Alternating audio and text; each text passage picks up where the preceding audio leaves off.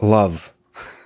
You're talking about your early days of being a little bit alone and finding a connection with the world through being a journalist.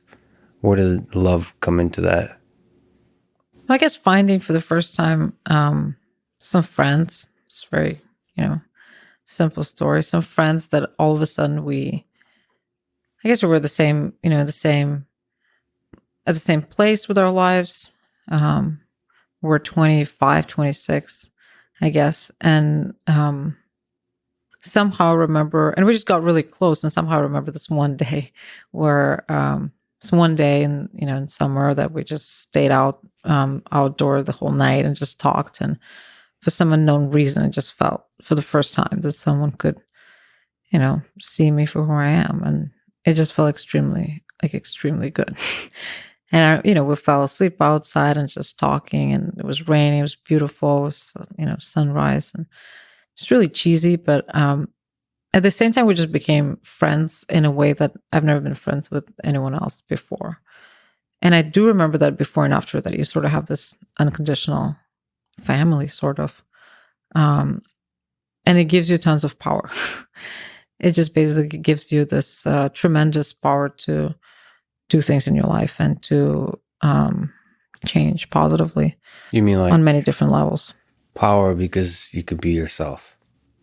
At least you know that somewhere you can be just yourself. Like you don't need to pretend. You don't need to be, great at work or tell some story or sell yourself in some way or another.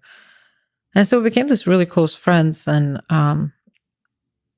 in a way, I started a company because he had a startup, and I felt like I kind of want to start up too.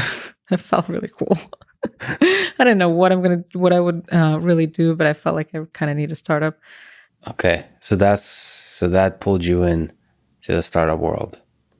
Yeah, and then this closest friend of mine died. We actually moved here to San Francisco together, and then we went back for a visa to Moscow, and we lived together. We're roommates, and we came back, and he got hit by a car right in front of Kremlin next to the river, and died the same day. This is Roman? In the hospital. Mm-hmm. This is Roman. So, and you've moved to America at that point? At that point, I was living. What about him? What about Roman? Him too. He actually moved first. So I was always sort of trying to do what he was doing. So I didn't like that he was already here and I was still, in Moscow, and we weren't hanging out together all the time. So was he in San Francisco? Yeah, we were roommates. So he just visited Moscow for a little bit? We went back for our visas. We had to get a stamp in our passport for our work visas, and the embassy was taking a little longer. So we stayed there for a couple of weeks. What happened? How did you? So how did he die? He was crossing the street, and the car was going really fast and way over the speed limit, and just didn't stop on the pedestrian cross, on the zebra, and just ran over him. When was this? It was in 2015 on 28th of November, so it was pretty long ago now.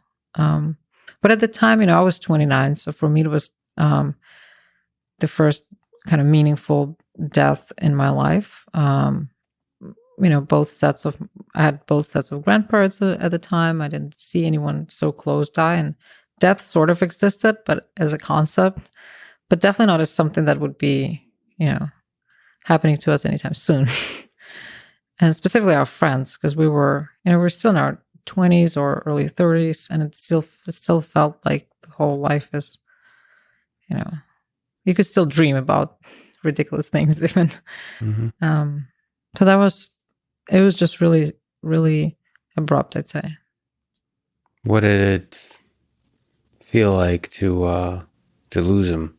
Like that feeling of loss. You talked about the feeling of love having power. What is the feeling of loss feel like?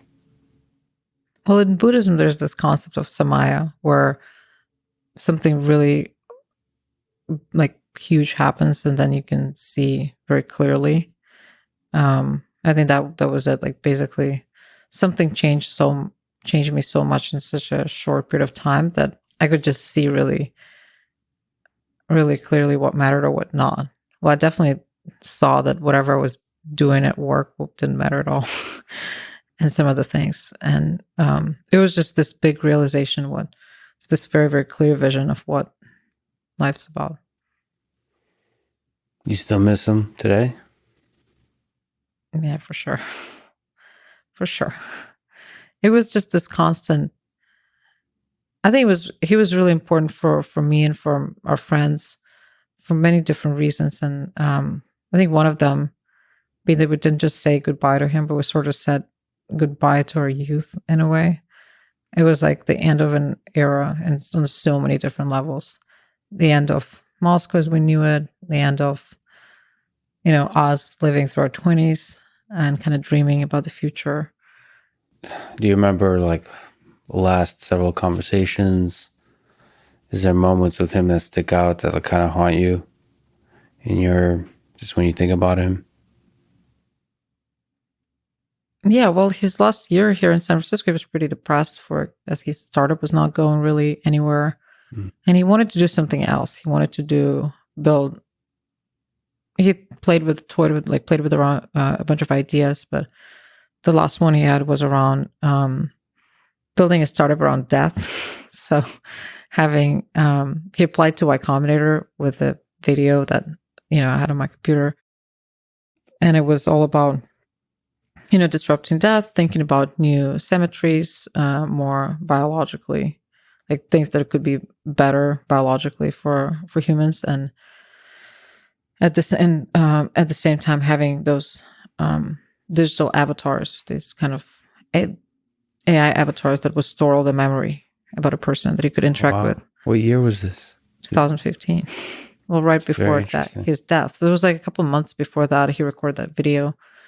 And so I found it on my computer when it was in our living room. He never got in, but he was thinking about it a lot somehow. Does it have the digital avatar idea? Yeah. That's so interesting. Well, he just says, well, that's in his, the pitch has this idea, and he talks about, like, I want to rethink how people grieve and how people talk about death. Why was he interested in this? Is it maybe someone who's depressed is like naturally inclined thinking about that.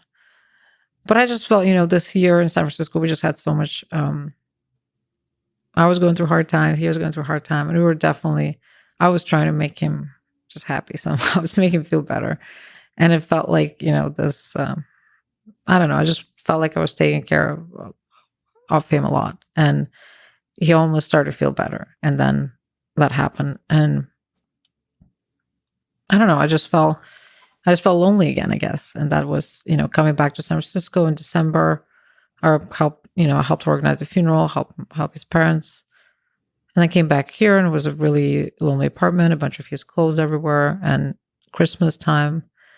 And I remember I had a board meeting with my investors, and I just couldn't talk about, I had to pretend everything's okay, and, just working on this company.